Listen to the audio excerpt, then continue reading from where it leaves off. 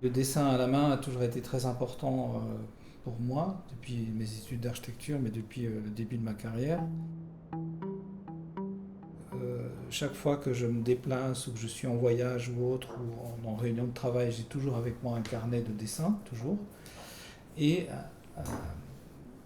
ce carnet m'aide à prendre des notes, mais aussi à dessiner des éléments que je vois, aller voir des architectures d'une certaine importance, que ce soit des architectures savantes ou des architectures plutôt vernaculaires, ou dans des territoires ruraux, dans des petites villes, ou plutôt dans des grandes villes, peu importe, mais les dessiner directement dans ces carnets et du coup en avoir la mémoire, en avoir la synthèse, et le dessin permet voilà, de conserver cette mémoire, d'en faire une synthèse, une sélection, et ensuite de remobiliser tout ça dans des projets d'architecture. Ben effectivement, il y a un rapport, enfin j'ai un rapport avec le dessin et notamment le dessin à la main qui est un rapport amoureux. C'est-à-dire que euh, j'ai toujours ces carnets de croquis avec moi quand je voyage ou même quand je travaille. Et le fait de dessiner des éléments qui me semblent importants à représenter est en fait une source de joie et en même temps une source de sérénité. C'est-à-dire qu'à un moment donné, quand on est dans une ville, on voit un bâtiment qui nous semble important, ou on voit la forme de la ville, par exemple une ville qui est sur une colline, tu vois, qui aurait par exemple toute une structure urbaine qui s'est adaptée à une ville en pente, on s'installe à un endroit, on se pose pendant une demi-heure, une heure, ça dépend le temps qu'il nous faut pour dessiner, peu importe. Ce moment-là, on est concentré sur quelque chose qu'on veut représenter, et ensuite, quand on s'aperçoit que le dessin exprime à peu près les grandes intentions de ce qu'on a voulu représenter, c'est une source de joie. Et aussi, ce qui est, je trouve, qui est assez génial avec le dessin, c'est que les moments de ta vie où tu as fait certains dessins, en fait, sont gravés dans ta mémoire. Tu te souviens que à tel moment, je me souviens qu'en décembre 1989, j'ai dessiné un croquis en perspective de l'église de Saint-Charles aux Quatre Fontaines, hein, Saint-Carl aux Quatre Fontaines et de Francesco Borromini, c'est l'église de Borromini. Donc. Et donc c'était un peu le début de ma découverte de l'Italie. Et donc tu te souviens de ce moment-là, tu étais dans cette église extraordinaire, tu as fait ce dessin, c'était en décembre 1989, tu regardes 30 ans ou 40 ans après le carnet, tu retrouves ce dessin. Et donc c'est à la fois de conserver ces moments où tu as dessiné, où moi c'est des moments où je suis serein, enfin il y a une sorte de sérénité, de paix au moment où tu dessines, même une joie, et puis ensuite le fait en fait de, comme une sorte de collection, d'accumulation, ça constitue comme une sorte d'accumulation, parce que des carnets comme ça, j'en ai plusieurs centaines de carnets, qui sont conservés, et c'est une sorte d'accumulation en fait d'émotions, de connaissances, de sentiments, de perceptions, de comment se sont construites les villes, de comment se sont construites les architectures, de comment les lieux dans lesquels les hommes et les femmes et les enfants se retrouvent. Par exemple, ça peut être dans un restaurant, au moment où on est ensemble dans un restaurant, c'est aussi un moment de partage, en famille ou avec des amis. Et l'espace du restaurant est très beau, il a une certaine beauté, il y a des gens qui rentrent, qui sortent, qui mangent, qui sont contents. Et assez souvent, moi, je me pose à un endroit et je dessine ce qui se passe dans le restaurant, par exemple. Et du coup, bah, ça, c'est aussi une façon d'exprimer, à travers le dessin, une façon d'exprimer la joie et le bonheur de vivre. Alors, les références savantes, à un moment donné, dans le processus de conception, arrivent tôt ou tard. Ça peut être au début, ça peut être pendant le processus, ça peut être presque à la fin du processus. Arrive un moment la mobilisation de références qui peuvent être des références savantes ou des références vernaculaires ou des références qui sont liées au paysage, au territoire, ou des références qui sont situées dans d'autres domaines de l'art que peut être le cinéma, que peut être la peinture, que peut être la sculpture. On a été invité pour travailler sur un hôtel en Arabie Saoudite, sur le site d'Alula, qui est un site archéologique. Pour la conception de cet hôtel, à un moment, pour arriver à lui donner une structure, une référence qui est arrivée assez rapidement dans le processus de conception, c'était le Kimball Art Museum de Fort Worth au Texas, de Louis Kahn. Notamment, bien sûr, ces célèbres voûtes en béton, qui sont un peu des voûtes à 3 centres, pas tout à fait, et les poutres caissons sont elles-mêmes reposent sur des grands piliers en pierre. Donc ça, c'est tout le principe en fait du projet d'Alula, était basé sur une réinterprétation du Kimball Art Museum, mais le projet est totalement différent. Ça ne ressemble pas du tout au Kimball Art Museum, mais le principe en fait de Louis Kahn, poutres caissons en béton, système de voûte avec une prise de lumière zénitale, et positionné sur un système linéaire.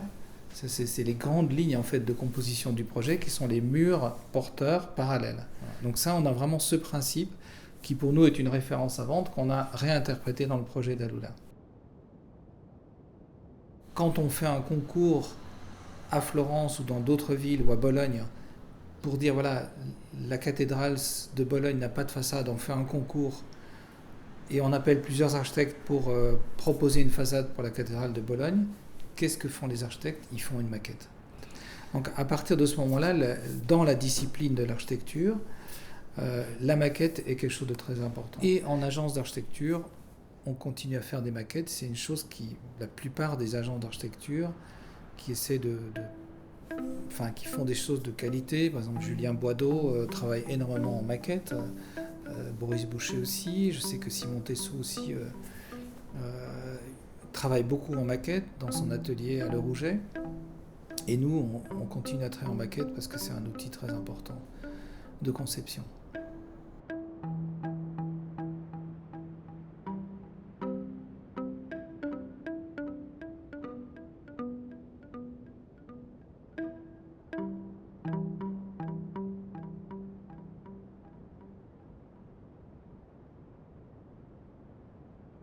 Alors c'est un projet qui est situé à Boscorial en Italie et c'est un ensemble de musées qui a pour le moment aucune connexion et le but c'était de vraiment créer un cheminement, un lien entre tous ces musées. Et donc la maquette nous a nous a beaucoup aidé pendant la période de conception. Et donc c'est grâce à cette maquette qu'on a pu jouer un petit peu avec différentes propositions et voir si ça fonctionnait avec le site. Donc comme tu as dit, la maquette est modulaire. Donc là on est plutôt sur la phase 1 du projet. Et on peut donc retirer sans casser. Donc ça c'est le bâtiment existant, c'est un musée. Et durant la phase 2, on viendrait le déconstruire et créer un grand espace de jardin pour les habitants de Boscorial. Et pour vraiment créer un point de vue aussi depuis l'entrée qui est ici, sur la Villa Regina qui est vraiment le point culminant de la parcelle. Voilà. Vraiment la maquette nous a vraiment aidé à construire le projet. Mais la maquette est, en tout cas pour moi, très importante pour un projet. C'est vrai qu'elle, en école d'architecture, elle vient souvent à la fin. Oui. On nous demande souvent de créer une maquette à la fin pour rendre compte, parce que c'est aussi une manière de montrer en 3D. C'est souvent grâce à la maquette qu'on se rend compte des points positifs et négatifs du projet. C'est vrai que ça nous permet de concevoir en fait le projet. On pourrait presque construire un projet qu'avec une maquette. Donc la maquette, moi ce que j'aime bien et que beaucoup d'architectes aiment bien, et nous à l'agence en général, c'est qu'en fait c'est quand même un outil assez intuitif qui permet de rapidement d'appréhender un petit peu les concepts qu'on mobilise et les références. Et en fait pour tout à chacun, nos maîtres d'ouvrage, qu'ils soient professionnels ou non, c'est quand même un outil qui est assez très performant pour transmettre en fait facilement de l'information. Parce qu'en fait, c'est quand même ça notre métier. Avant tout, on vend quand même, avant de vendre un bâtiment, on vend des plans. Et en fin de compte, l'important, c'est d'être capable de transmettre correctement l'information. Et c'est vrai que la maquette, pour ça, c'est un outil très approprié. D'autant que nous, ici, on essaye quand même de revendiquer une approche un petit peu artisanale de l'architecture à travers le dessin. Et c'est vrai que le dessin et la maquette permettent de voilà, mettre un petit peu en avant cette facette du métier qui est en fait un petit peu aussi notre langage. Donc moi je suis assez aussi attaché à ça. Le fait de dire que l'architecture c'est un vrai métier avec des outils et un langage qui nous est propre. Et la maquette en fait partie. Donc c'est vrai qu'on essaye de beaucoup travailler en maquette à toutes les échelles.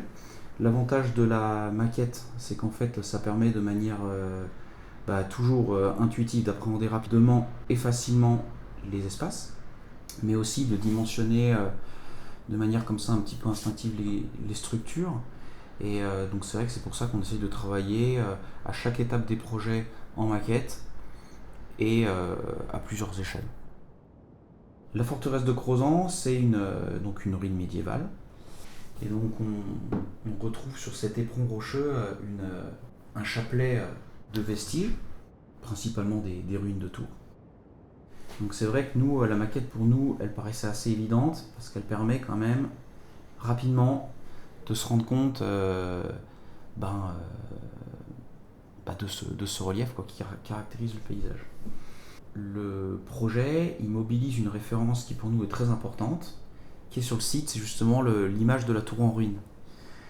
Donc à un moment donné, travailler en maquette, ça nous permettait rapidement d'appréhender cette forme particulière et qui vient donner sa dimension sculpturale et plastique au projet et qui permet de restituer du coup facilement un peu tout l'imaginaire qu'on essaie de mobiliser pour concevoir le projet.